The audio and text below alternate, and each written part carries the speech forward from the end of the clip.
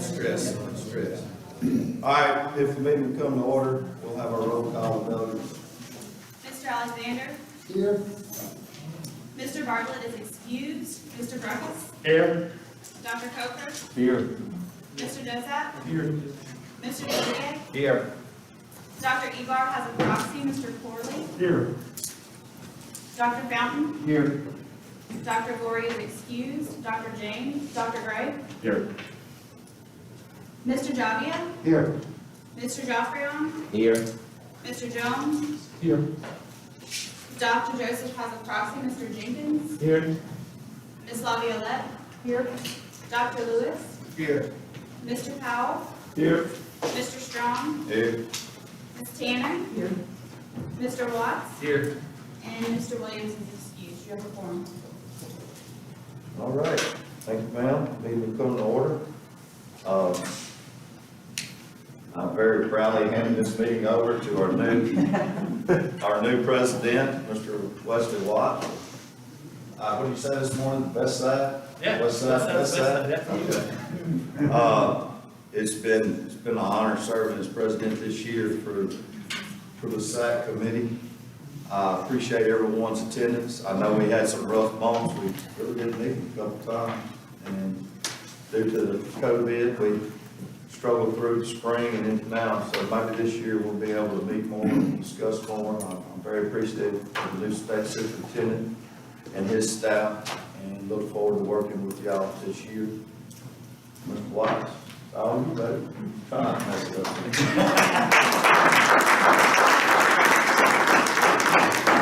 Thanks, good. I don't know if you're clapping for him leaving or That's he it. coming, I'm not sure which one. So, I was really nervous about this until I read Richie's been doing it for a year. So I was like, all right. I'm kidding. Thanks to all of you for being here. I know this time of year is always hectic, but at this point in time in the world, it's even more hectic. So thanks to all of you for being here. I think we look forward to some of the things we can do with this committee, with Dr. Brumley being on. So at this time, we'd like to recognize some of our guests. Just recognize Bessie Member Holloway, who's here with us today. So, always here somewhere. Been a great support, President Holloway's been a great support for us, and so we're thankful for what you do with Bessie, and so look forward to working with you some more. For more introductions, I'd like to turn this over to Dr. Brumley, recognize his staff. Thanks, Mr. Watts, for that. Before I recognize staff, just a few brief comments. Thank everyone for being here this morning. Thank you for your commitment to children. We are in unprecedented times. We're in uncharted territory, but we're in it together. And I know that we have so many challenges that we've faced, and we've already overcome many of those challenges. But we have so many more that lie in front of us that we still have to overcome. And I know that we will get through this together. Look, I've stated publicly so many times, I've stated in the media so many times, how impressed I have been with everyone's commitment to look out for the safety of children and our employees and to follow the science on this virus, but at the same time to find a way to educate kids and to innovate. And I've been so impressed with some of the innovations I've seen from you all, from your employees, and the way that you are approaching this work. Sadly, for us, there is no way to avoid criticism right now in our communities, because there are so many various opinions about how schools should be handled. And so that's why I think it's important that we consistently go back to the science on the virus, go back to our relationships with the Department of Health, with Ochsner, with Children's, with Tulane, and we make decisions based on that information. We follow that wisdom, recognizing that we are not the experts on this virus. But you cannot avoid criticism right now as a superintendent, and I know when you signed your contract, you knew that criticism would come, and it's here. But I have been impressed with the way so many of you have handled yourselves during this time. I think it's super important that you over-communicate right now to your employees, you over-communicate to your families, so that they know what you're doing, the challenges that you're facing, and how you're trying to approach the work. And I think that by over-communicating, it will go further than by not communicating. And that's always the case, but I think right now, it's really, really important. I want to encourage you to participate in regional superintendent calls. I've had the honor of being on a few of those calls a number of times. I've learned a lot.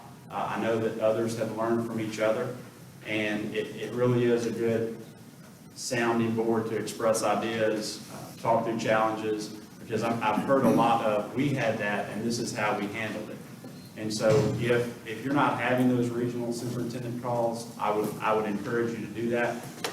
They're helpful if you engage in those things. And thank you to the leaders in the room who I know who have been leading those for their region. They're helpful. We're going to host next Friday a reopening roundtable, and what we intend to do with that is it will be a webinar open to system leaders from throughout the state, and we're going to host that, and we're going to pull in 4 or 5 system leaders who open their schools next week. And just the general idea behind that is what are some things that they've learned that week? What are some challenges that they faced? What are some challenges that they thought that they would face that in actuality it wasn't an issue? What are some things they learned? And so we're just going to have a set of questions about their reopening so everyone else can listen and learn from their mistakes and their successes. And I think that will be really helpful. So we'll do that next Friday, so just be on the lookout for information about that. 10 years from now, I think we're going to all look back and say, man, we did a lot of good work back in 2020. Because I know that even once we get past this virus, and I am so optimistic that we will get past this virus, we will have made shifts that will fundamentally and positively shape the educational system of our state in terms of innovations and efficiencies that will be a result of this. And we'll also look back and we'll say, you know what, we were in that room together, and we figured this stuff out together. And so let's just, to all degree possible, stay positive and be a calming voice in our communities, be a calming voice with our employees and certainly for our students and families. I want to take a few minutes to actually follow the agenda and introduce some key staff members.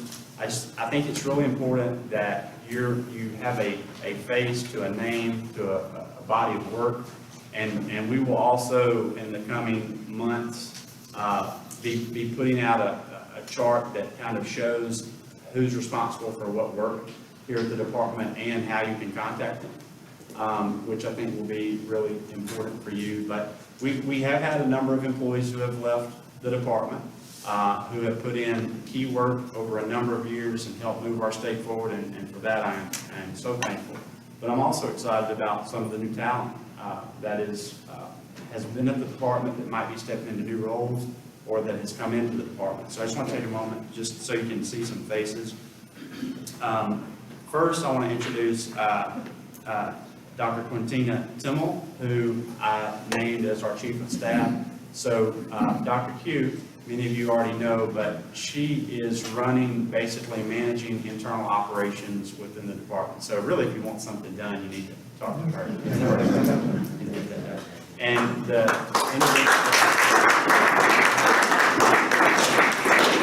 yeah, very, very happy to have her with me. And then Danielle Mitchell is in the back. Just wave, Danielle. Danielle is her deputy who's assisting Dr. Q with operations. In academics, some of you may know Dr. Chasson. Dr. Chasson, stand up. She'll be Assistant Superintendent for Academics. And Dr. Chasson was actually working with me most immediately in Jefferson as Executive Director of Teaching and Learning. She does adjunct for a couple of universities. She's a reading specialist, so really excited to have her in the work. Someone I picked up from Mr. Corley, he's not so happy with me. A Deputy Assistant Superintendent for Accountability and Analytics is Ms. Kathy Noel. Many of you know Ms. Noel. She will be obviously working with the accountability system, but it's important because she chaired the Accountability Commission for many, many years. And so there are a few people who understand that system like Ms. Noel understands it. So, and she also understands it at the school level because she's coming as Director of Student Learning out of DeSoto Parish, so it's important. Really excited to have Executive Director for Educator Development. This is a position that will really work to lift the voices of teachers, make sure our teachers are heard, make sure that we have, we are edifying them, we are giving them the honor that they deserve, we're bringing more people into the profession. She'll also be doing work around leadership development in a number of different areas for aspiring leaders, practicing leaders. So she'll run that department, and it's our 2018 Teacher of the Year, Ms. Kim Eckert.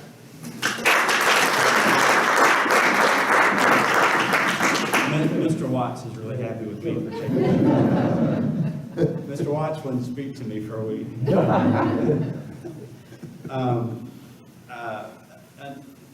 Some of the, we have reduced bodies at the department as we made some restructures, and one of the new positions that we have is an Assistant Superintendent for Equity, Inclusion, and Opportunities, really to push on equity work and that equity lens throughout the state across all departments to make sure that we are really considering that in everything that we do. She'll also be doing our portfolio work, which leads out our charter networks. And that is Dr. Kelly Peterson, and I saw there's Dr. Peterson. And Dr. Henderson Lewis was not happy with me for taking. His words were, I believe, it's a great game for the state of Louisiana. Yeah, exactly. But no, Dr. Peterson did work in NOLA schools. System relations, really thought it would be important to have someone who was really a point of contact for all of you, a liaison directly between U.S. superintendents and the department. And I was able to be able to hire Mr. Trey Foles as Assistant Superintendent for System Relations. And I think there.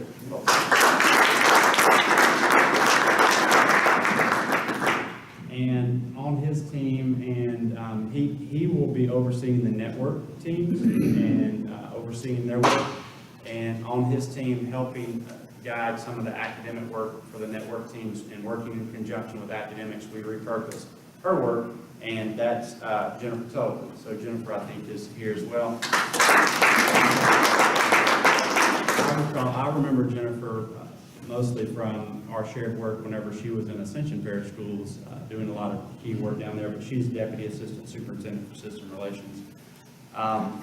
Also, who is not here today doing the policy work, which used to be Aaron Bindley's space, is Keith Legier, but he is not on board yet. He's not on board until Monday. It's his first day, so we look forward to Keith being here. And then I want to recognize a workhorse of the department who is staying on with us unless he's got an announcement today, which I hope he certainly doesn't, because he's one of the workhorses of the department. Mr. Ken Bradford,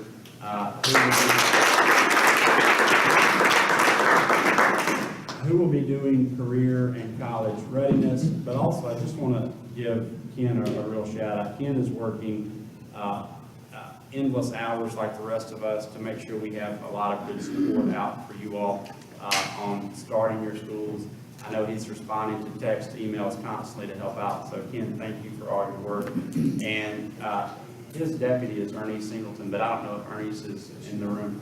But I know Ken really leans on Ernest to help him stay on point. So I just wanted to give you some faces so that you would know some of the contacts, and we will we will make sure you have something in your hand that labels this out with contact information. We're just not at that point yet. So, Mr. Watts, thanks for giving me that time to do that. I almost didn't, but so thank you for that.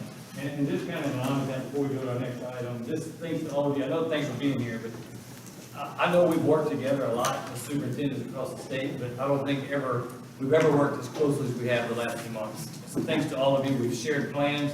I've stolen most of what I put out in my district from you guys. The flow chart from the medical, from Mr. Powell just this past week, listed some of ours. So thanks to all of you. The sharing of that information has been critical, it's been helpful. I think it's helped us put better plans out to start our school year, so I just want to say that personally. You guys have been awesome and ladies, so thank you for that.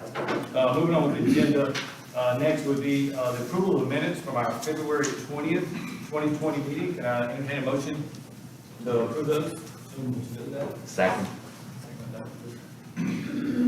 Any opposed? How was that? That was great. Next, outstanding items from new business, consideration of an update report regarding the reopening of schools in response to COVID-19. Can I entertain a motion to accept this? I move. Second. Anyone? Okay, we're gonna do this one. Okay. Any opposed? Well, not yet. Oh, yeah, like I said. Get the report. Got the motion. Are you gonna add anything to that? Oh, yes, I did. Yeah. You have a new appreciation for board presidents running at these meetings. Okay, so we're going to walk through, I hope anyway, some reopening information. Our department alongside LDH have been working together to provide updated resources and guidance for schools relative to reopening operations for the upcoming year. The most recent updates are included. We have those posted for you. And you should have a blue folder, and in your blue folder, you should have a hard copy of all this information, but certainly the web links are out there too. But we have enclosed, we have that self checklist, self-monitoring checklist that we were going to provide as part of the resources for Act 9, which started at HB 59. So you should have a self-monitoring checklist. We worked with LDH to build a process for if you have individuals who are symptomatic or test positive and their return to work certification. So you should have a copy of that. It's got the Louisiana Department of Health logos up on the top. This will just give you really specific guidance on when someone can return to school or when they can return to work. So we do recommend that you use those items. This was also important, the common scenarios. So we worked with LDH and we tried to think of many of the scenarios that we anticipated that you all would face in your schools, certainly in the first week or two. I think this is a 5-page document. I expect that in a few weeks this will probably be a 15-page document. But these are some of the things that we thought that you might that might happen in the first few weeks. And so it says if this happens, then these are the things that you do. Recognizing that everything will not be perfectly black and white. There will be nuances to every situation that have to be considered as you make decisions. But this is a really good document. And also we have our live dynamic FAQ document on the website that has a lot of your questions that are most frequently asked. So I just would encourage you to consistently look at that document.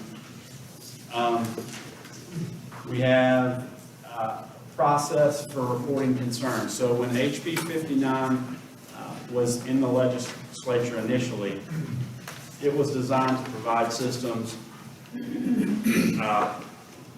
liability relief from lawsuits based on issues with COVID. And as that worked its way through the legislative process, an amendment was added which called Bessie to adopt minimum standards for schools to reopen. That ended up passing. The governor ended up signing that into law as Act 9, and Bessie met, and Bessie accepted our recommendations on minimum standards to open schools. Any system can be more assertive with those health and safety standards, but what we provided is blanket minimum standards. So in the language of the bill, there was really an absence of language around enforcement or monitoring. And so what we have consistently said is that we would set up a system where if someone had a concern, if the stakeholder had a concern, that they could go in and they could send an email. And so we have this set up now so they can go in, it's on the department website, you go in, you can submit an email to the department. That will then generate a form that goes back to them. That form that goes back to them, they will have to have their name on the form, they'll have to have their contact information, they'll have to select from one of the minimum standards, safety standards, that have been adopted by the state board, and then they'll be able to provide a narrative. Once they complete that and submit that, that's a public record, which is why it's important that we're asking them to put their name and contact information. We don't want people anonymously just sending in random emails. Once that email comes back into us, we will then send that to two accounts at a minimum. One, system leaders account, email account, and two, board chairs account, email account. And so we have been collecting those addresses, and so at a minimum, we'll send to those two things. You will then have an opportunity to respond to that and rebut that concern. Certainly you would want to look into it, and if you choose to rebut that and provide information, you can then respond back and add to that public record as your system's response. And so that's how that will work. So they can email, once the email comes in with a concern, they'll receive a form to complete. After they complete that form, it will be logged in. That will go to you and your board chair. You will then have the opportunity to investigate, correct, rebut. That will come back in, it will be logged, and that will be the document that is housed with us. And so that's how that process will look. We also have in your packet the actual bulletin of those minimum standards, which I know you are all very well versed in those things by now. I'm going to move on a little bit. So we have a couple of regulatory flexibilities that I wanted to share with you. We were able to have conversations with the governor's office around two flexibilities that we thought would be important for you, and the governor did proclaim these flexibilities and waive these things. The first being the K-8 physical activity waiver, so a waiver for PE. So what this allows is this prevents you during this period of time that has been waived from having to have that daily 30 minutes of PE for students in K-8. So right now, you have to have this daily period of PE for students in these grades. So we know that some parents will not want their children in PE right now because social distancing can become more problematic. Also, you're working harder, you're excelling more often, so that was a bit of concern. So what we asked the governor's office to do is to consider a waiver, which would provide you some additional flexibilities within your system should you choose to not have PE on certain days, or if you find that you might need additional staff to do other things, those PE coaches might be available for you to help and assist in other areas. This does not say don't have PE. This is not what this says. This says should you at the local level determine that you don't need to have PE every day, that you don't have to have PE every day. So that's what that waiver allows. The second, which he also signed off on, we heard from a number of systems, more or larger systems, and you know this process when you have to fill a bus route or bus vacancy. Once a vacancy is created, you know the process. You have to go and you begin with your most senior driver, and then you work your way down. And once one of those people says, "I want that route," then you start over on their route and you work your way down. The concern was we're having to shift so many routes right now as we have virtuals and hybrids, and then that is changing day to day, and routes are changing day to day, and parents are opting in and out day to day, that you're having to have a lot of flexibilities in how you're orchestrating your bus routes. And so we wanted for this period of time for you to not be bound by that particular component of the law, and it will give you some additional flexibilities in working through your bus routes. So you have that waiver in place as well. So we think that will be helpful. And again, we're not saying don't use that process. If that process is working, if that process makes sense in that situation, if this is not a challenge for you, continue to use that process. But if you need this, you have this during the specific point in time. Yeah, and so we're going to stop there, and we'll take any questions you might ask. Dr. Romney, I was just wondering about the PE waiver. Does that mean that the interest and opportunity part of accountability will also be waived? So we have Accountability Commission coming up, and we have Ms. Noel on board, and this is one of the many things that we'll have to work through as we go into the year. Yeah. Okay. We have not, in terms of compulsory attendance, instructional minutes, or the accountability system, none of that has been waived. I do know in conversations with our state board that they understand and appreciate what's taking place in our nation, in our schools, and so they are nimble, and they understand we may have to make adjustments as we go through this. But at this point, compulsory attendance, instructional minutes, or our accountability system hasn't been waived, but those are nuances that we'll have to look at through the accountability system.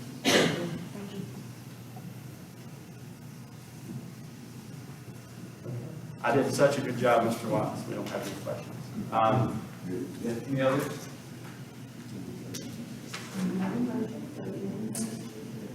Anybody opposed to receiving that report? Seeing none? Moving on, consideration and update report regarding Jumpstart 2.0, our graduation pathways and universal courses. I get a motion to receive. So moved.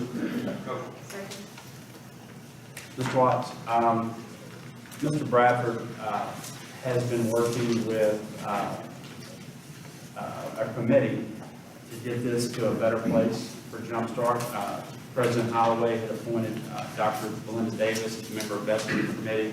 We've had a large system CTE supervisor part of the committee. We've had a small system supervisor CTE on the committee. And Mr. Bradford has had individuals, I believe, from Board of Regents and a number of different individuals on the committee, and they've done some really good work. And so I want him to be able to share out where we are in terms of Jumpstart 2.0. Thank you, Dr. Brumwood. Good morning. So just to kind of give you context and bring you up to speed on where we are. In March, we brought forward the Jumpstart 2.0 package to the board. And as you may recall, the Jumpstart 2.0 course sequences, culminating credentials, et cetera, that are part of the career diploma. For this actual school year, when that was adopted, it was for schools. Students had an option. They could do Jumpstart 1.0, the existing pathways and course sequences, or we could have early adopters and school systems could start doing Jumpstart 2.0. We brought that package forward at the board meeting. There was a request made that we add some additional courses to that framework, as well as additional credentials, culminating credentials to those pathways. So what we did at that point in time, following the directive from the board, the motion was, we sought a large school system CTE supervisor and a small school system CTE supervisor. I reached out to Superintendent Strong and asked his counsel on whom should we have representing those school systems. He recommended Dr. Angela Crumpton from Washita and Ms. Georgia Dudley, who is in West Feliciana. So both of those ladies were identified as the representatives. Immediately after that board meeting, 2 days, COVID and schools are closed. So we didn't get to regroup on this until early May. So 6 weeks after COVID and the schools, we regrouped. I got with Dr. Crumpton from Washita. I got with Joyce Bell and said, what do you need? What support from the department do you need? And so we provided them over 100 courses that had been requested to be added to the Jumpstart pathways. We provided them which school systems had requested those. We provided them the credentials that had been requested. And they started convening weekly meetings. And they went through the month of May, they continued into June. And then in early July, earlier this month, we met. And the policy states that there will be a Jumpstart Review Committee, which is comprised of the Department of Education, Economic Development, the Workforce Commission, the Board of Regents, a BESI member, which is Dr. Belinda Davis, who was there, and a large school system CTE supervisor and a small system CTE supervisor. We met. They made recommendations, and the recommendations that they made were reviewed, and they were unanimously adopted by this 7-person Jumpstart Review Committee. And so what we are bringing to the board in August will be an enhancement. So think they approved a framework and some initial courses in March. And now what you have in your packet, I would say this is an overlay. So they approved the first round in March, and this is the second round, the overlay, which is going on. I would say that there were, we also did a survey with all school systems and asked, what other courses do you think you need? They met with their business and industry leaders. They told us. We took that survey data. There was 30 school systems that responded and said, for example, someone said in and said, we want Principles of Business to be a universal course, meaning we can plug it in any Jumpstart pathway. We had a school system that said, we'd like to see personal finance in lieu of financial literacy because that's what we offer. So we had 30 school systems make requests. All 30 school systems were invited earlier in July when this review committee reviewed the courses. We did it over in the Louisiana purchase room. I'd say there was approximately 10 school systems that actually showed up. Again, the review committee reviewed all of these. They were unanimously adopted. You'll see approximately, I think Dr. Brumley and I counted, 19 universal courses now have been added. Probably the big takeaway here for the universal courses is, as an example, customer service is now in as a universal course, and speech 1 is in as a universal course. And what we're really excited about is foreign language. Foreign language 1 and 2 are in as universal courses, and that was a request. And I would say the business and industry sector really stepped up, and they came and they told us. They said, look, our students are doing Jumpstart, and I'm in the hospitality industry. I need a little bit of fluency in foreign language. I need to be able to count some money back and forth. I need to be able to point to a restroom. And again, they shared that with us. The committee adopted those. So I think what you'll find here is a very robust, very rich addition and set of courses to the pathways. And so you have the universal courses on top. The new ones, the additions are in red. And then for each pathway, so if a student's in the ag pathway, if they're in an architecture and construction pathway, you'll see the additional courses that are being added. Again, these are additions that are being added. So we plan to bring this to the August board for consideration and adoption.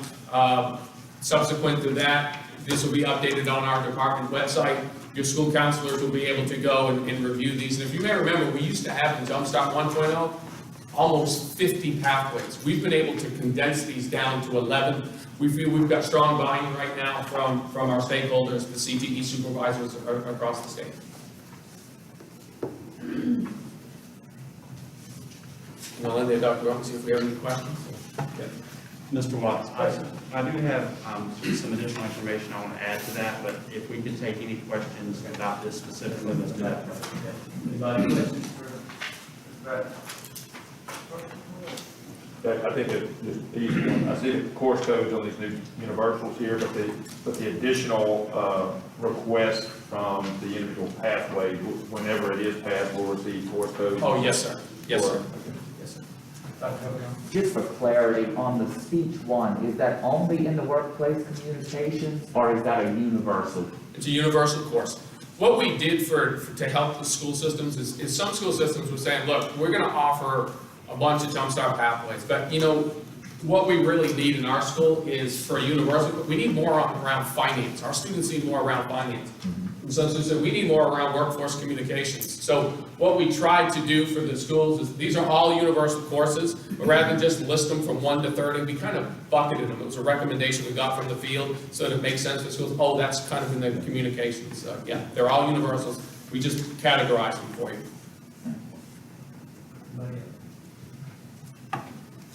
I'll just say, and I might just be speaking for me, but we're in a much better place now with what y'all done than where we were a few months ago. So we just need to work, and I know it's not perfect, but I feel a lot better where we are today with 2.0 than where we were.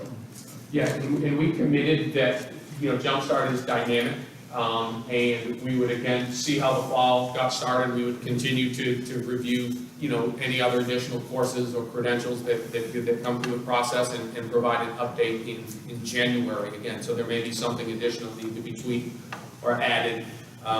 Here, you know, I think a good example that Wes is like, you can see a new course which we're going to be developing this year is biodefense in the workforce.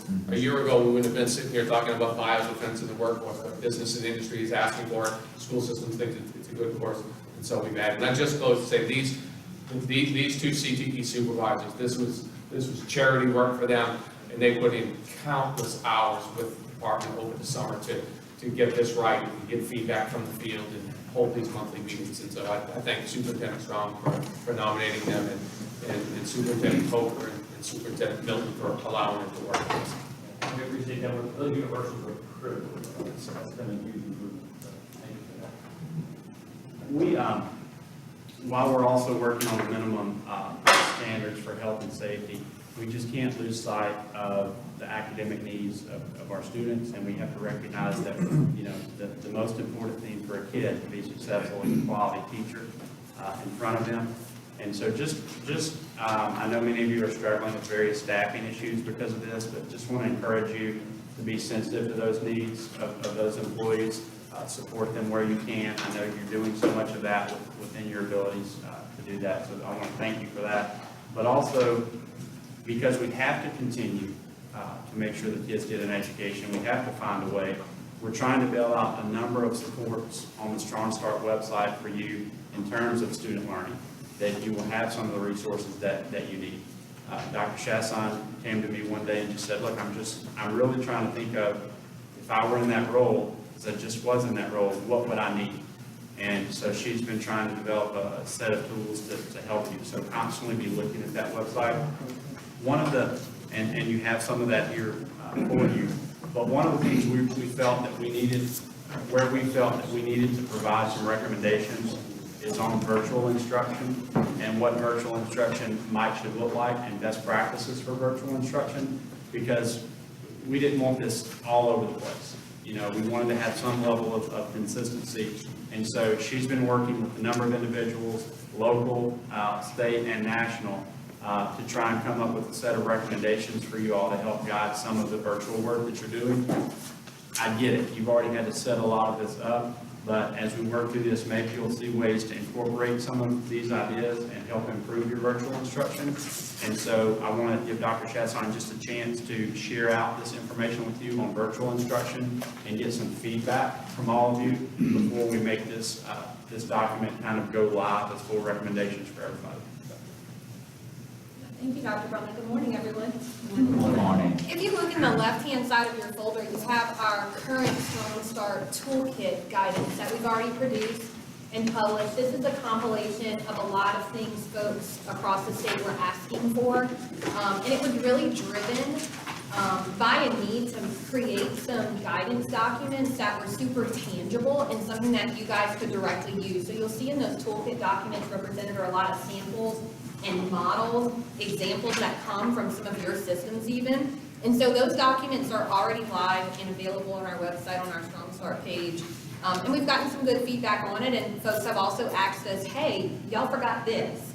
this would be really helpful for teachers to have, for principals to have. So we are updating it. It is a dynamic website, that Strong Start page, so we are constantly updating it with more examples and models.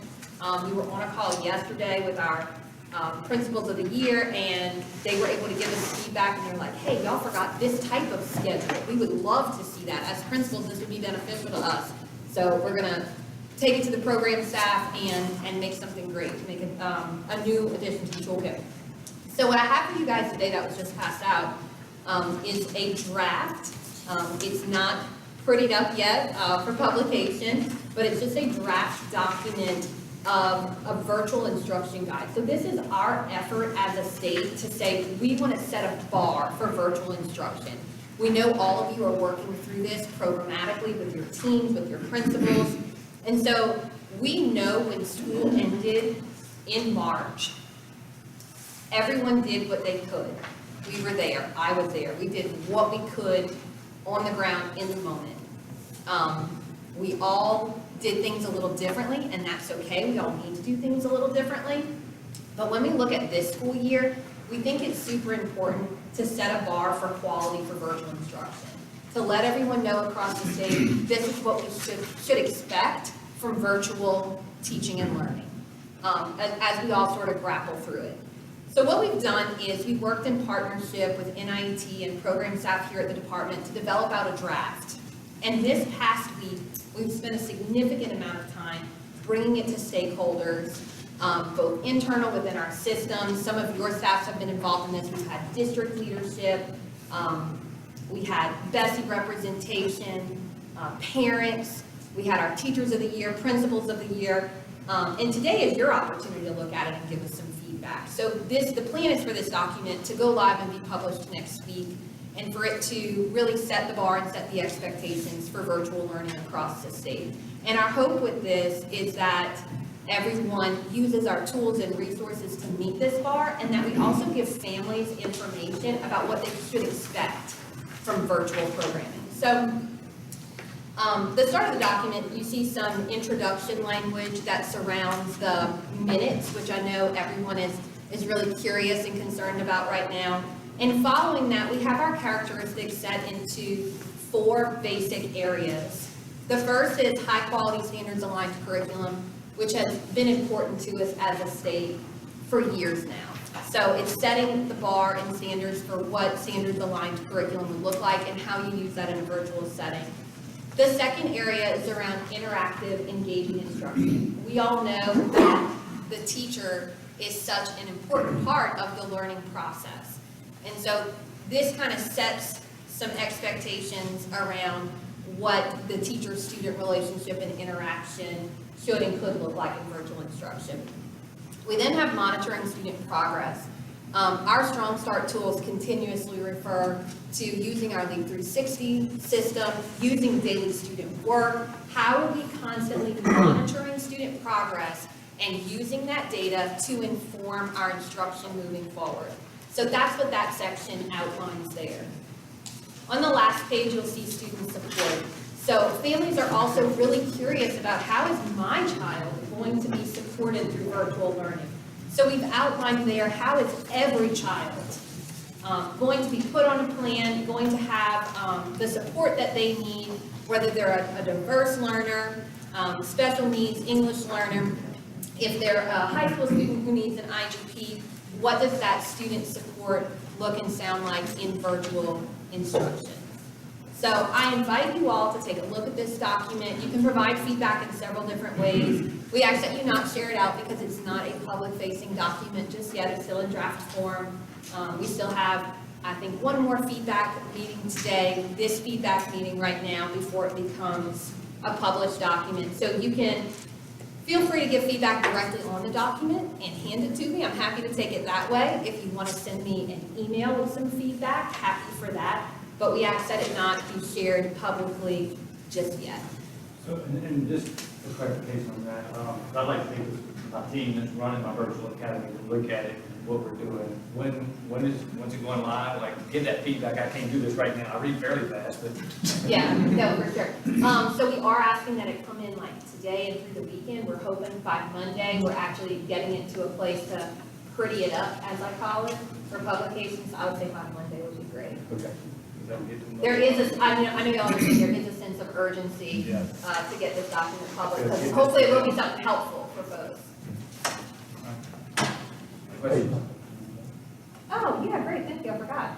So, though we were trying at first to make this document super family-friendly, where a parent could pick it up and completely understand it, I know y'all understand that that is a struggle, to make something that's really specific and detailed for educators and parent-friendly at the same time. So, this is meant, families can use it, they will see it, it'll be public, but we'll also have a companion tool that lives alongside it. So we're working on that simultaneously.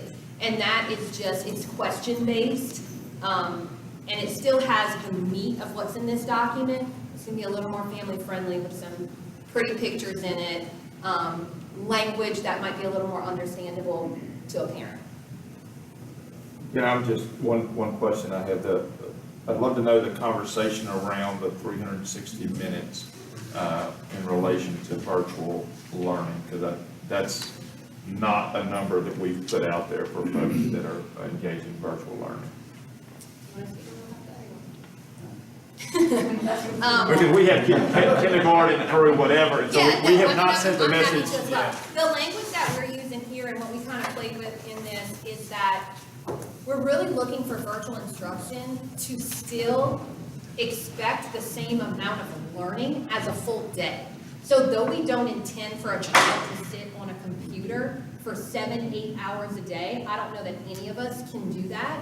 We still want a child, even through a virtual experience, to experience a full day of learning. So that is why we were kind of toggling with that language. I'm happy to hear and accept any feedback on this language, because that's what we were trying to say here, is that a child might not be on the computer for 7 hours, but I can take a 60-minute Eureka lesson and turn it into a 25-minute virtual lesson for that child. The whole 60-minute lesson, as intended in the teacher manual, is when you're teaching a whole group. If I flip that into a virtual lesson, it'll probably be 25 minutes. So by law, then, 360 minutes, that they're good, as parents see that. Yeah. Are they gonna expect that, 6 hours in front of them, that would be my concern. That is the legal minutes that we have to meet. Right, I think that. Y'all are gonna support us on that. I think part of what you have to also remember is, if you're a teacher teaching in a classroom, you may be speaking as a teacher for a certain amount of time, in that we do, but then you get to an I do or a you do or whatever in that gradual release model, and they're doing it independently. And so I think you'll have that same setup virtually. They'll have that engagement with the teacher, but then at some point, they're gonna go and do the activity. That may not be, it may not even be on that computer. Right. And one of the lines in here to that point is about pacing, and it's just something I wanna take note of, because this is weighing really heavily on my mind right now. There's a line in here about instructional pacing of high-quality materials is adapted to ensure students remain on track to complete all grade level standards. And that's on the first page, it's the second last bullet. And what that says to me, and how I think we should all consider it, is if we are pacing incorrectly, so if we have hybrid, I know a lot of you guys are running on a hybrid schedule at the start of the fall. If students are coming on Monday and then they're home on Tuesday, they come back on Wednesday, that teacher should be teaching more than one I do portions of the lesson on the Monday, so then on the Tuesday, they're at home practicing, because if we cut back on our pacing and we pull back on our pacing, our kids will just get increasingly behind. And I know what y'all mean, I know y'all know what I mean when I'm describing that. If we just do, they're used to doing like 5 math lessons a week or 4 math lessons a week, depending on your pacing. If we go down to 2 a week, they're gonna cut in half, so we're gonna get to the end of the first 9 weeks, and kids will still be on week 4 of material. So they're quickly going to fall behind if we're not keeping a real close eye on pacing. And some of that has to do with the minutes and us really paying attention to, if we're giving only 45 minutes worth of work, that doesn't represent a full day of instruction. But what we don't mean is that they have to be glued to a computer for 8 hours. I almost think, I mean, just seeing it, I almost think if there were a section that specifically said how much time engaged on a computer, especially when you get to the family-friendly version of it, because with this, that being the very first thing you see on this, I mean, everybody's mind immediately goes to, oh, you're expecting my kid to be on the front of a computer for 3 hours. People in this room know, and I think understand, but when we start to putting it out as a guide, the first thought is, oh.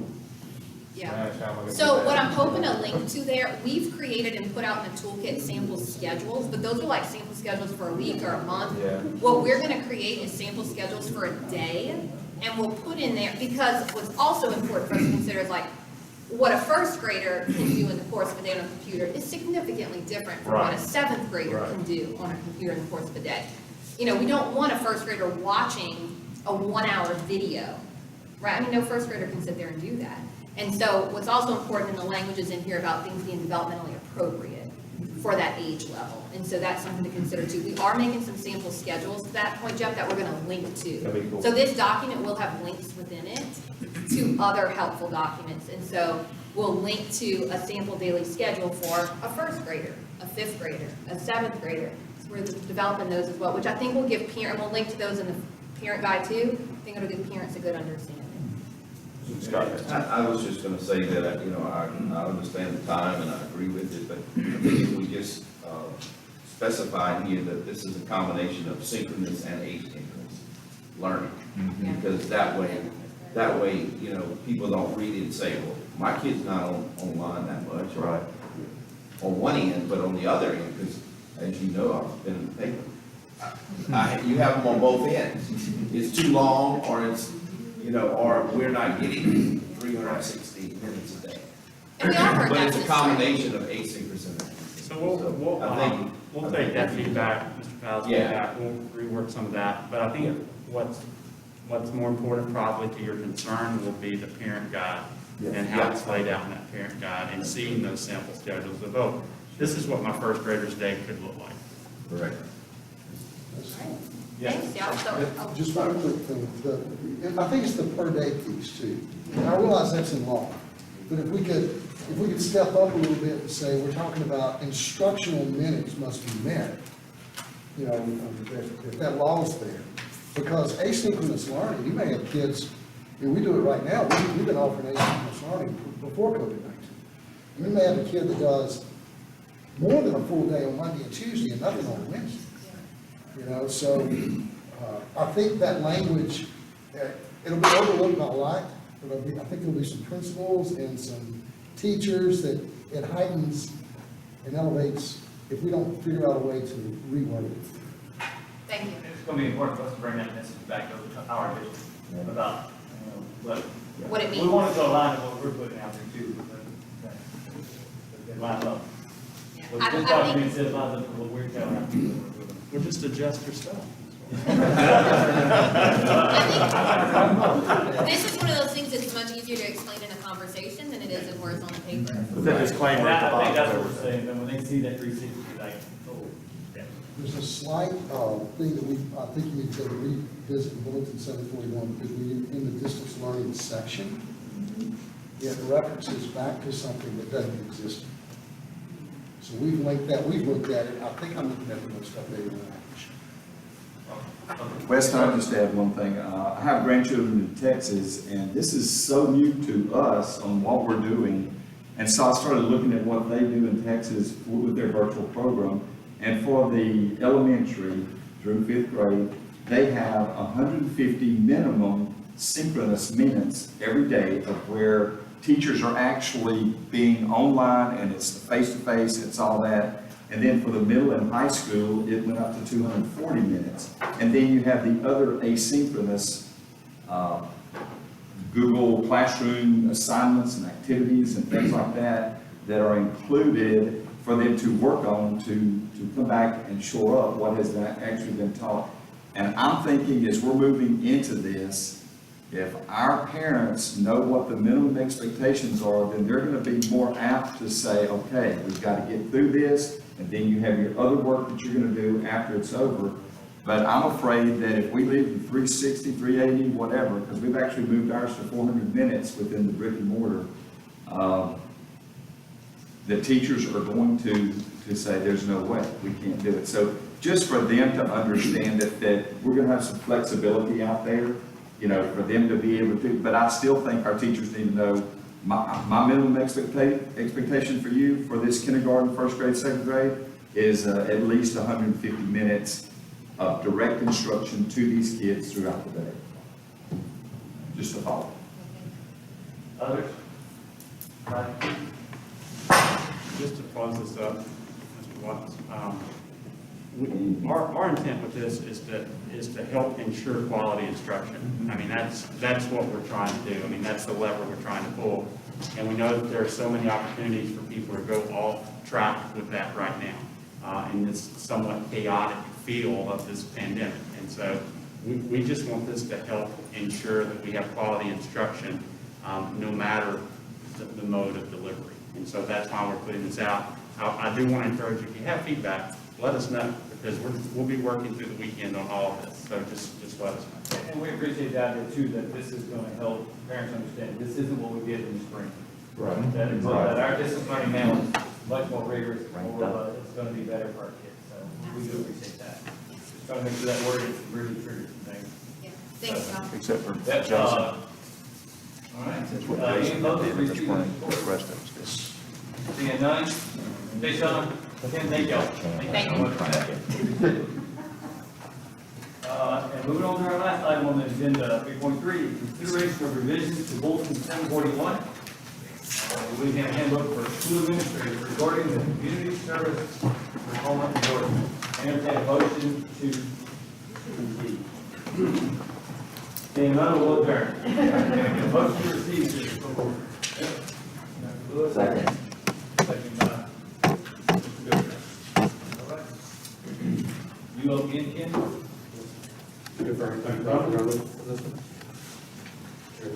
Yeah, so first of all, if you have the community service, don't go try to find your high school diploma and put this sticker on.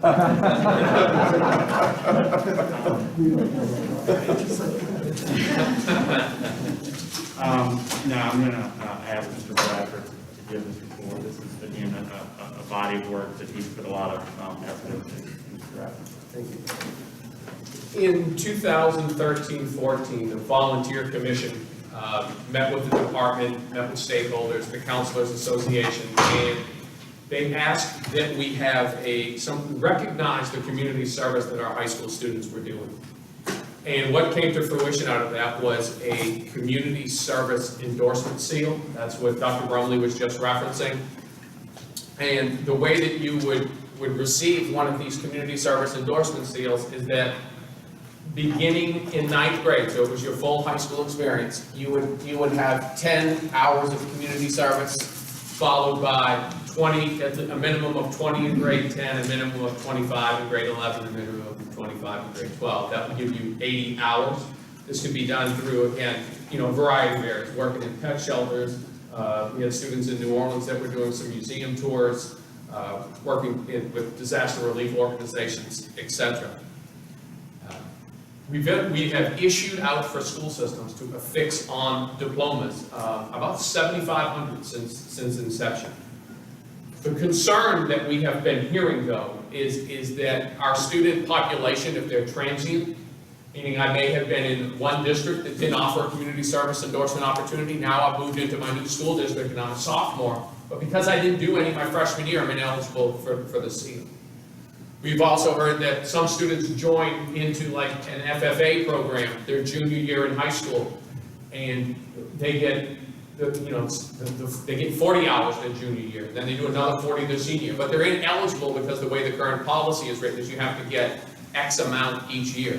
So what we are proposing, and with the support of the Volunteer Commission, is that moving forward, what we would do is we would just allow, if there's 80 documented hours of community service from the time you enter high school and then to the day that you graduate, as long as you can document those at the school level, that student would then be awarded the community service endorsement seal. We also think that maybe this is just, inspiration. I've been personally to some high school graduation ceremonies, and when they do their academic awards night, I mean, these are coveted, getting one of these seals. So, again, that's what the policy is. We think the counselors, this is something that they've been asking for as their students have been, moving systems, as well as student organizations that are doing this. So, we'll bring that again forward to the board for policy consideration next week. Any questions? You should also have in your folder this hot off the press new high school planning guidelines. So this is good work. Question, so this is a policy recommendation, so it's a little different than this report. Any questions about it? All right, so if we're gonna go, make this, nobody's opposed to us. It's putting our support to this policy recommendation. It's a smart, simple change. Helps kids. Yeah, it's A awesome. substitute to endorse. Yeah.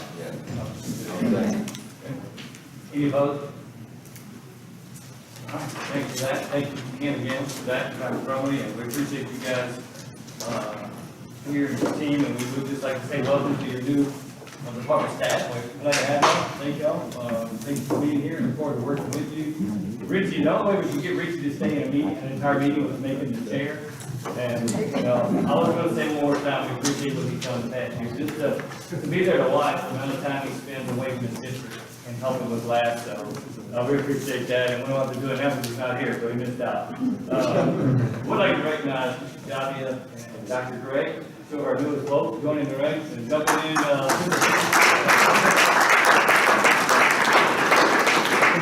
what a great time to join. Trey best sleep with one eye open is all. So, it was a great time for you guys to jump into this, and we're glad to have you. Shannon, we appreciate you all. I know it's been a struggle for the last few months, it's been a weird world, but they kind of helped this connection with us and Betsy. And they make this meeting go without me screwing something up, so I appreciate that. So, that being said, anybody, anything else? Mr. Watts, I want to encourage Dr. Gray to have a conversation with Mr. Corley to understand how to clean up my messes.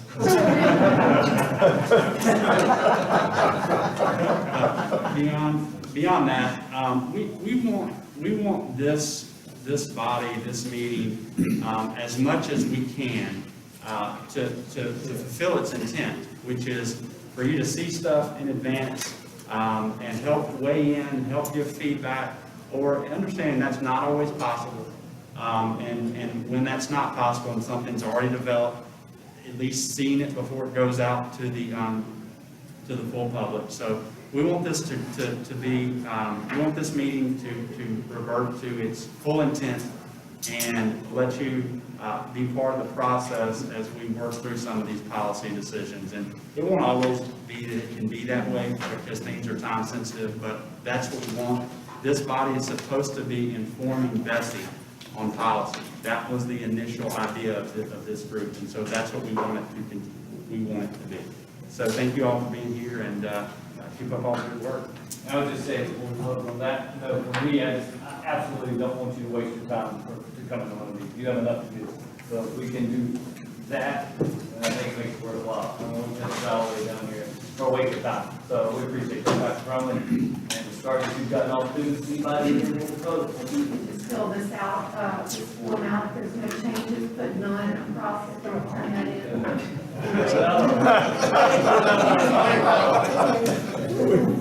Thanks, everybody. We appreciate you. Motion to adjourn. Second. So moved. Have a great day. Now,